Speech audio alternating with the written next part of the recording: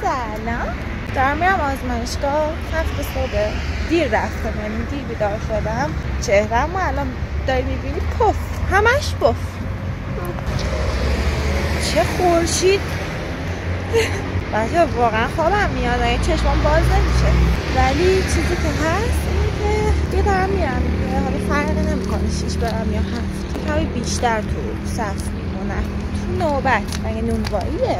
چه نوبت بیشتر میمونم، ولی مشکلی از این بابت نیست. بعد یادم رفته زیر شلوارم شلوار بپوشم، دیگه حالا نداشتم برگردم. دارم یخ میزنم. چیکار داری؟ یخ کامل دارم میزنم. زیر 3 تا لباس دارم. اتوبوس دوباره رفت. ای خدا، باورم نمیشه. هر دفعه من میخوام برم با اتوبوس میره. بچه من همیشه دارم میدوام دنبال اتوبوس، همیشه دارم میدوام، اصلا استثنا نداره. الان فهمیدم گوشیم 15%. میخواستم ویدیو بگیرم، ادامه این ویدیو به مشکل مواجه میشه. خیلی سرده، به شدت سرده. و من بزرگترین اشتباه زندگی این بود که زیر شلوارم شلوار نپوشیدم. در فعلا آزمایش بدم، ولش کن، باقی چیزا رو ولش کن.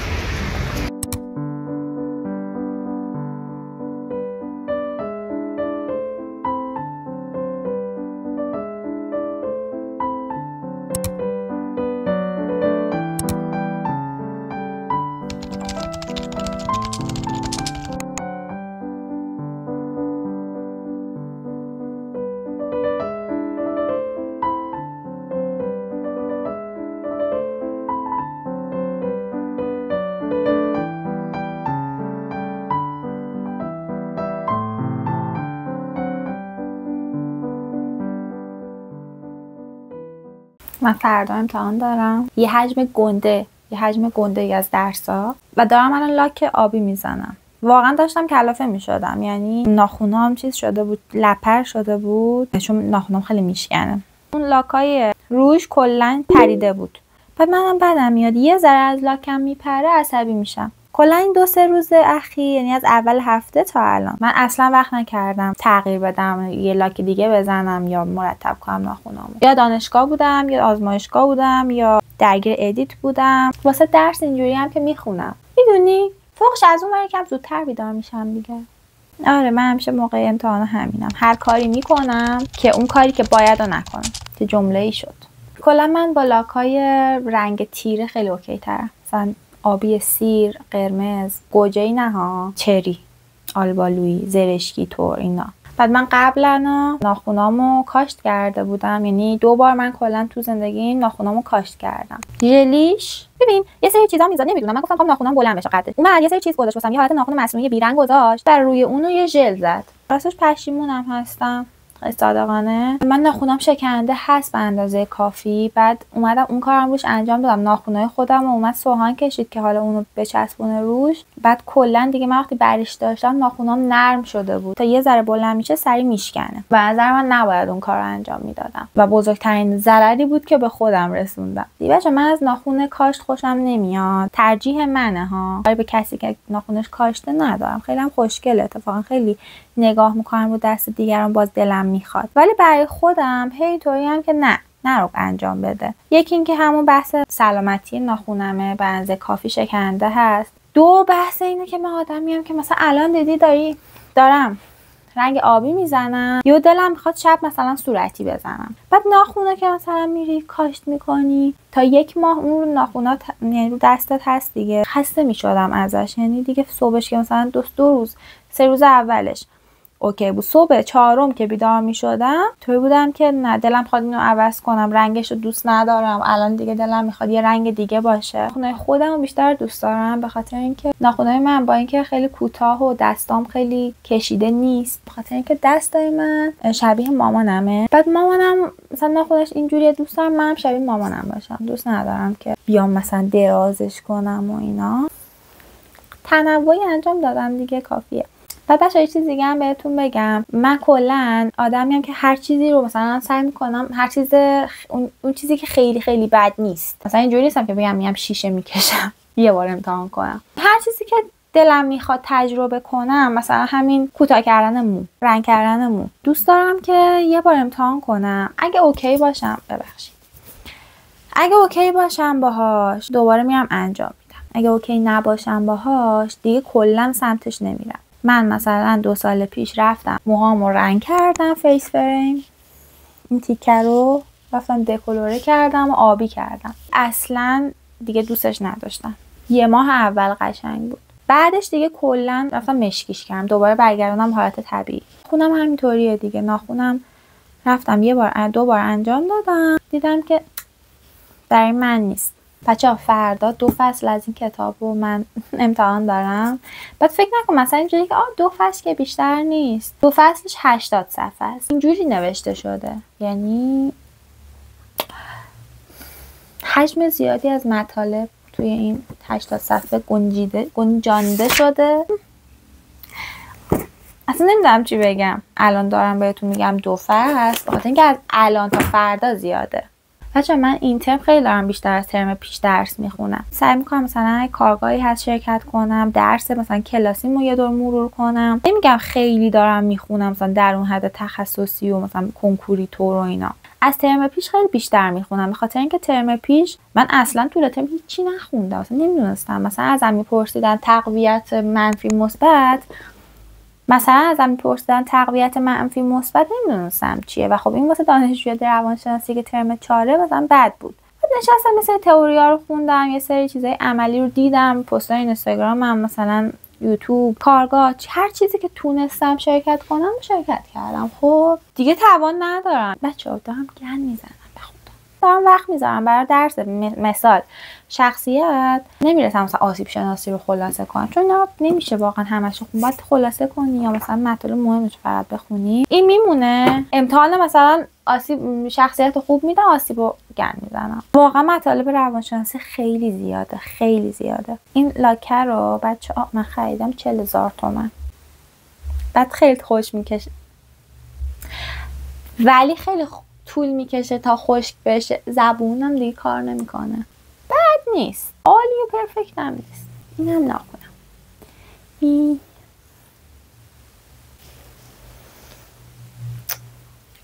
یه ذره میایم کیوت باشیم، همه چی خراب.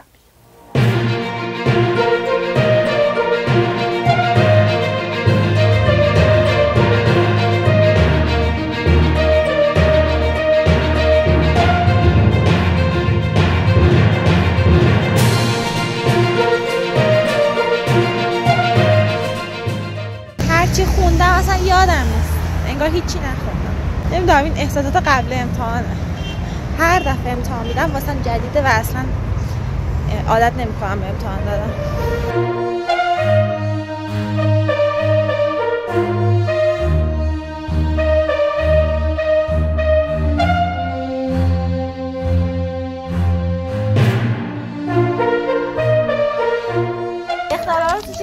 پنج تا محور داره، ولی DSM-5 اون محور رو حذف شده و اون اطلاعات به شکل کلی تری. آره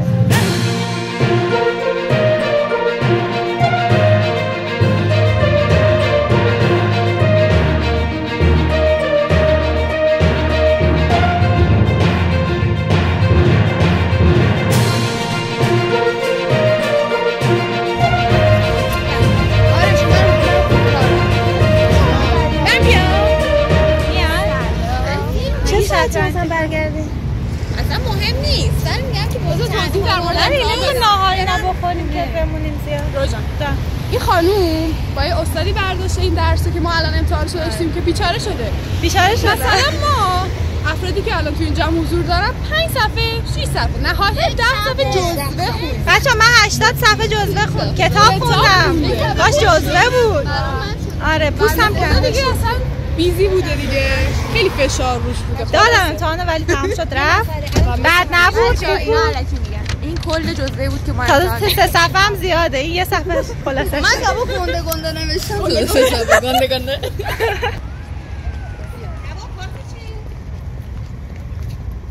مهرانه نبوده. الان همتون هستی. سلام.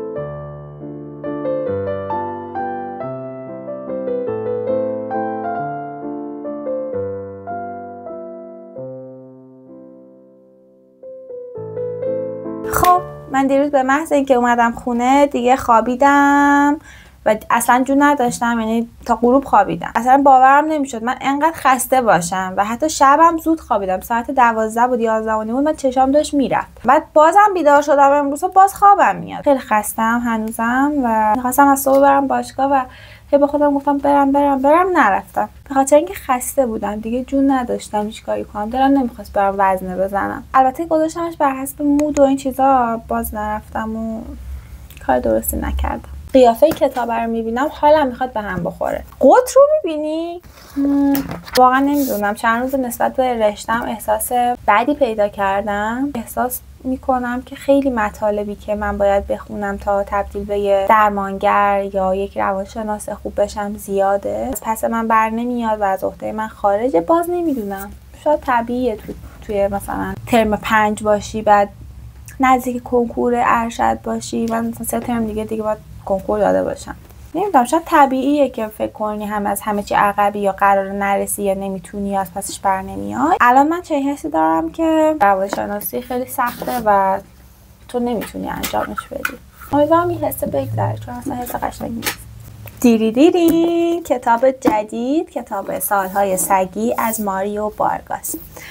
این کتابو میخوام جدیداً بخونم. کتاب قبلی رو رفتم دادم تحویل کتابخونه، کتاب کوه میان ما بود و کتاب خیلی خوشگلی بود. البته نظر کوتاهمو بخوام راجبش بگم، اول اینکه بگم داستانش چیه. یک کتابی بود راجب بقا. 2 نفر که میافتن توی یه کوهی، زمستونه، میخوان خودشون نجات بدن، بازمانده یه هواپیما، یه هلیکوپترن و داستان اون که چیکار میکنن که زنده از اونجا بیان بیرون رو توضیح میده. حس کردم کتاب خیلی داره طولانی میشه، مثلا داستانشو که توضیح میداد حس کردم مثلا دیگه داره کش میده قضیه رو، هرچند که قطعا مثلا 30 روز توی کوه گیر کردن خیلی قرار طولانی باشه، از 30 سال میگذره، ولی جملاتش تکراری بود. وسطاش دیگه خسته میشدم، مثلا اینطوری بودم که خب الان اینجا هم داره همون کارهایی که مثلا مرحله قبل کرد و میکنه دیگه. تا اینکه رسید به بخش 1/4 آخر کتاب و من داشتم توی سلف میخوندمش، مثلا یه 50 صفحه ازش مونده بود، 2 ساعت خالی داشتم، گفتم تو سلف بخونم، ویدیوی قبلا مایی دیده باشی متوجه میشی. یهو رسید به اون 1/4 اینطوری بودم وات چی شد و فهمیدم که اصلا اون همه داستانگویی، اون همه چیزایی که من دیدم و همراه با اون شخصیت ها تجربه کردم اصلا اون چیزی نبوده که فکر میکردم. من خیلی مثلا سناریو با خودم چیدم چون یه سری خاطره ها گفته میشد و من هی با خودم میگفتم مثلا اینجوری شده اونجوری شده، هی با خودم سناریو میچیدم، نظریه میدادم. و یه رسید به آخرش دیدم اصلا هیچ کدوم از اون چیزایی که فکر میکردم نبود، اصلا یه چیز دیگه بود جریان و همینطور مونده بودم که وای خدا این چرا اینجوری شد، چرا انقدر غمگین شد داستان، قرار نبود انقدر قرار بود عاشقانه پیش بره. کتاب خیلی خوشگلی بود. توی اون چند آخری کتاب، توی اون 1/4 پایانی واقعا باعث شد که من بگم کل کتاب خیلی خوب. من اگه بخوام نمره‌اش بدم 7 از 10 رو بهش میدم. یه نقصی که داشت این بود که خیلی راجع به مثلا عدد و این چیزا صحبت می‌کرد. مثلا میگفت من 40 فوت از اینجا فاصله داره، 20 مایل از اونجا فاصله داره. هرچند این مدل واسه آمریکایی‌ها اوکیه، یعنی اونا با همین سیستم مایل و فوت و این چو اینا کار میکنن، ولی به عنوان فردی که سقوط کرده، حالش بده، گرسنشه، تشنشه، خسته، سردشه، یادت نمیمونه چند فوت راه رفتی، چند مایل راه رفتی، چقدر دیگه مونده از کدوم مسیر رفتی، اصلا هیچی یادت نمیمونه. ولی این خیلی دقیق میگفت انقدر 1.5 مایل مثلا گذشتم. یکم اینجا دوست نداشتم. کتاب سالهای سگی هم کتاب جدیدی که میخوام بخونم بعد از کوه میان ما. خیلی تعریفش شنیده بودم و خیلی کتاب معروفی بود، تصمیم گرفتم که اینو بخونمش.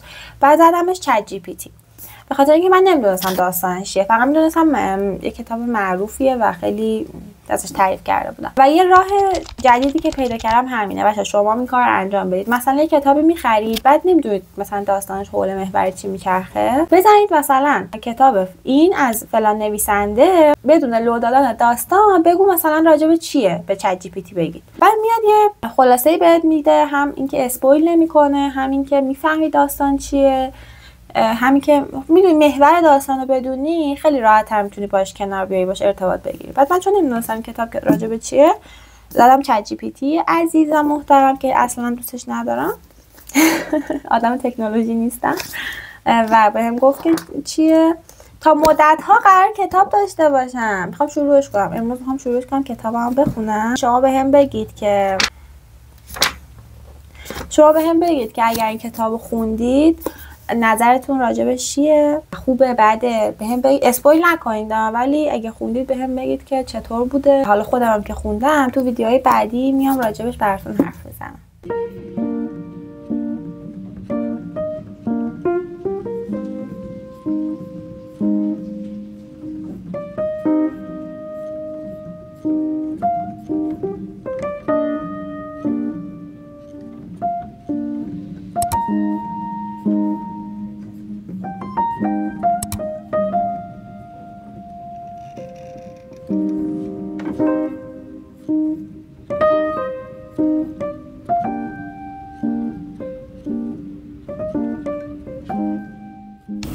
اومدم یه سر بیرون، گفتم هم میام بیرون به خاطر اینکه انگار که زودتر از جمعه رفته بودم به استقبال جمعه، گفتم بذار کم از خونه برم بیرون. دلم باز شه همین که بیرون کار داشتم اومدم آجیل بگیرم. آجیل خصوصا واسه دانشگاه خیلی به درد بخوره، چیزای شیرین مثلا توت خشک و انجیر و اینا وقتی که میبری مثلا یه وقت دیر میشه ناهاره سر کلاس حوصله سر کلا باعث میشه که وقتتو پر کنی با آجیل خوردن. بعد من یه ذره میبرم بین کلاس‌ها میخورم که نخوام خوراکی چرت و پرت بگیرم، به خاطر اینکه هم دانشگاه هم اینجا خیلی رشته کلام از دستم در میره وقتی آدم از اینجا رد میشه. داشتم میگفتم به خاطر اینکه دانشگاه چیزاش گرونه، خوراکیایی که میفروشه گرونه، ناسالمه و هر چقدر که نخری بهتره. ضد نور به من هر جا میشینم بچه‌ها اصلا استثنا نداشته که بخوام ویدیو بگیرم ضد نور نشه، من پشت به نور نباشم، رو به نور باشم، همیشه ضد نور بوده. حالا الان اینجا نشستم، چیز جالبی کرد اینکه اینجا نشستم، اولا که خیلی با تعجب نگاه میکنم، دوما اینکه تیکه میندازن، سوما اینکه خودم دارم احساس ناامنی و ناراحتی میکنم. یکی از دلایلی که من همیشه اضطراب اجتماعی داشتم، نمیخوام برچسب بزنم به خودم که من اضطراب اجتماعی داشتم، هی سعی کردم بهترش کنم، یعنی توش نموندم. یکی از دلایلش همینه که میای بیرون مثلا یه کمی قدم بزنی، یه کمی راه بری، آدمای مختلف نگات میکنن، اصلا انگار که مثلا ویدیو داری میگیری چه اتفاقی داره میفته. من واقعا منظورم همه نیست ولی پسرا خیلی تو جامعه دارن ناامنی ایجاد میکنن. یعنی وقتی من میشینم اینجا ردخور نداره که من بشینم بعد یه مرد رد نشه و من تیکه نندازه. یعنی همیشه بوده، همیشه هست و همیشه خواهد بود. تو جامعه ما اینطوریه، شاید از جامعه‌های دیگه هم اینطوری باشه ولی جایی که من الان دارم زندگی میکنم این هست. یعنی مردا رد میشن، پسرا رد میشن و فکر میکنن خیلی بانمکن و میتونن که بهت بگن آخه بیا بپر تو آب شنا کن. بچه ماهی تو آبه، تو بغلم آبه. آره مثلا بپر تو آب شنا کن، داری ویدیو میگیری آخه مثلا از این حرفا میزنن. و من همیشه وقتی میام بیرون بدم میاد، مثلا هر کسی بعدش میاد دعا کن دیدی؟ هر کسی بعدش میاد بهش نگاه کنن خیره بشن، منم بدم میاد. اینو راستشو بگم جاهای دیگه ندیدم ولی ایران دیدم، اینجا دیدم. به عنوان کسی که ایرانیه از وقتی که یادم میاد من با تیکه پرونی، با ناامنی که با همینا نگاهی کلامی ایجاد میکنن دارم زندگی میکنم و بزرگ شدم. خلاصه که من سعی کردم اهمیت ندم، دوربین رو دستم بگیرم، کی میخواد به نگاه کنه، کی میخواد حرف بزنه، کی میخواد تعجب کنه تعجب نکنه، کاری به کارم داشته باشه یا نه. خب دارم دیگه، یعنی احساسا رو دارم، همیشه یه نمه‌ای ته وجودم و سعی میکنم همیشه باش مقابله کنم که مانع نشه که من بیرون از خونه ویدیو بگیرم. چون که دوست دارم حرف بزنم، دوست دارم توی جامعه‌ای که دارم راحت آزاد بتونم کاری که میخوام انجام بدم. و به خاطر اینکه یه نفر میگه چقدر موهات مثلا اینطوریه، لباست اینجوریه، تیکه بندازم، این کار کنم، اون کار کنم، این حرفو بزنم، میگم من دیگه نه، دیگه تموم شد، دیگه ویدیومو نمیگیرم، کارمو انجام نمیدم. بچه من هیچ وقت اینجوری لباس نمیپوشیدم، یعنی اولین باره و امروز پوشیدم به خاطر اینکه موامو متفاوت از اون چیزی که باید عمل کنم، بشکنم تابوها رو. مثلا این وقت من موافر بود اینجوری نمی اومدم بیرون، همیشه روسری میپوشیدم یا مثلا الان یه آقای نشسته روبروم بعد همینطوری خیره است به من، تو رو خدا دارم نگاه نکن. من اینطوری آدم شادتریم، اینکه کارو که دوست دارم انجام بدم آدم شادتریم. بچه تا به آقای نگاه نکنم اینجوری خیره نشم نگاهشو از رو آدم بر نمیداره. الان منظورت ویدیو گرفتن منه یا منظورت اینه که مثلا نگاهت نگاه مدل خوبی نداره؟ الان کدوم منظورت؟ الان خجالت بکشم یا دعوا کنم؟ ولی موهام خوشگل شده ها. من همیشه دارم خواست موهام اینجوری باشه ولی نبود هیچ وقت. مجبورم شبا با بیگودی بخوابم، جیب تو سرم درد بگیره، ولی صبح که بیدار میشم عوضش این موهایی رو دارم. راضیم دیگه. آدم باید از خودش راضی باشه، کاری که دوست داره رو بکنه و به حرف کسی توجه نکنه. میگم خود آقا هم منظوری نداشته باشه ها، من الکی دارم برای خودم معنی میکنم. خب بعد زور زدم به هر دلیلی به یک نفر تو خیابون، مثل این اونه که تو بخوای عکس بگیری بعد همینطوری بشینم روبرو همینجوری با تعجب نگاه کنم. خب مگه عکس گرفتن جرمه؟ بری عکس میگیری دیگه. معمولا وقتی که با دوستامم یا مثلا با داداشمم راحت‌تر ویدیو میگیرم اینطوری. یکم وقتی خودم تنها هم سختمه. امروز اومدم بیرون که با این قضیه مقابله کنم که بگم کار خودتون انجام بده. من 16-17 سالم بود کتابی میخوندم، بعد اسم کتاب میگفت که هر کاری دلت میخواد انجام، انگلیسی زبان اصلی، میگفت هر کاری دلت میخواد انجام بده بدون توجه به دیگران. باعث شد اون موقع خیلی تاثیر روم بذاره، با اینکه کلش رو نخوندم فقط تا یه بخشش خوندم و بلدم نبودم میزدم مترجم گوگل ترنسلیت یه سری کلماتو برام معنی کنه، ولی خیلی واسم جالب بود که خیلی تاثیر گذاشت روم. تونستم کارهای جدیدی انجام بدم که تا قبل از این کتاب هیچ وقت انجام نمیدادم. چقدر تاثیر داره 16-17 سالگی، خیلی رو آینده آدم تاثیر داره. امیدوارم که همه 16-17 سالگی خیلی خیلی خوبی رو بگذرونن، دچار بحران نشن و باهاش راحت کنار بیان. خب بچه‌ها من ویدیو رو همینجا تموم میکنم. خیلی خوشحال شدم که ویدیومو دیدی. امیدوارم که به خوش گذشته باشه، برات مفید بوده باشه و تونسته باشم یه کمی از وقتتو پر کنم و بهت حس خوبی داده باشم. تا ویدیوی بعدی خداحافظ.